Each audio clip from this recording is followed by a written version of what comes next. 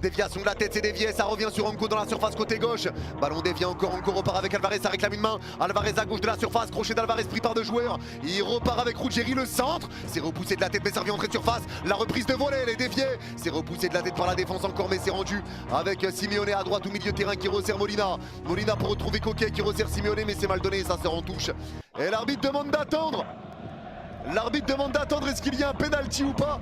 1-0 Arsenal, bien vu les gars, je vais vous mettre le score d'Arsenal. Ouh là là. Ah y'a main, il y a penalty les gars. Ah il y a penalty les gars. Il y a penalty. En gros il y a le joueur de Bruges qui saute, je crois que c'est Sabé. Il saute, il rate le ballon et en se retournant il a le bras tendu, le ballon rebondit là. Ah il y a penalty les gars pour moi. Ah pour moi il y a penalty. Pour moi il y a penalty, il touche pas le ballon et le ballon rebondit sur son bras tendu derrière. Ah pour moi c'est péno. Pour moi c'est péno. Maintenant on verra ce que l'arbitre et la VAR va décider.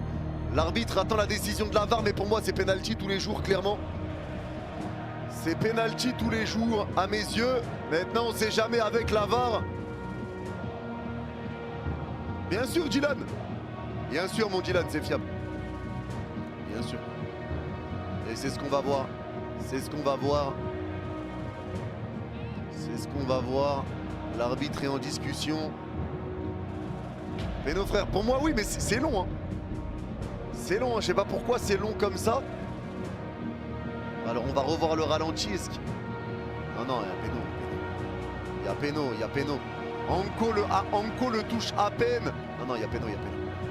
Il y a péno.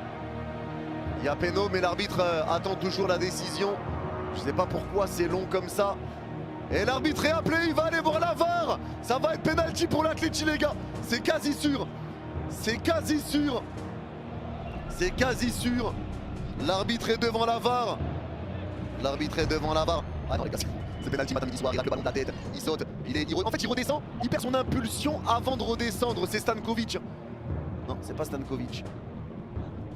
Non, c'est pas Stankovic, c'est Seyss. Et l'arbitre a décidé, et c'est un penalty, c'est logique. Le penalty pour l'Atlético Madrid. L'occasion pour l'Atleti d'aller ouvrir le score. Penalty pour l'Atlético Madrid. Logique, logique. Totalement logique.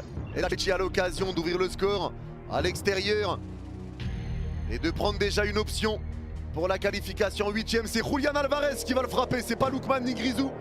C'est Julián Alvarez devant Mignolet. Julián Alvarez pour donner l'avantage à l'Atlético Madrid sur ce penalty. Mignolet qui bouge de gauche à droite pour essayer de déstabiliser. Les joueurs sont placés, Mignolet s'encourage lui-même. Visage concentré pour Julián Alvarez qui garde les yeux rivés sur le ballon. Il ne regarde pas du tout Mignolet. Là, il lui lance quelques coups d'œil. L'arbitre a sifflé. Et il s'élance Julián. C'est frappé.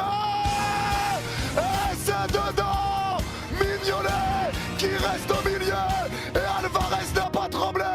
Et Julián Alvarez donne l'avantage à l'Atlético Madrid au bout de 7 minutes de jeu et donne déjà une option pour la qualification 8ème de finale. Même si ce n'est que le match aller, ce but à l'extérieur peut leur faire du bien et peut les mettre dans les meilleures dispositions pour la suite de ce match, puisque Bruges va devoir se découvrir. Il est resté au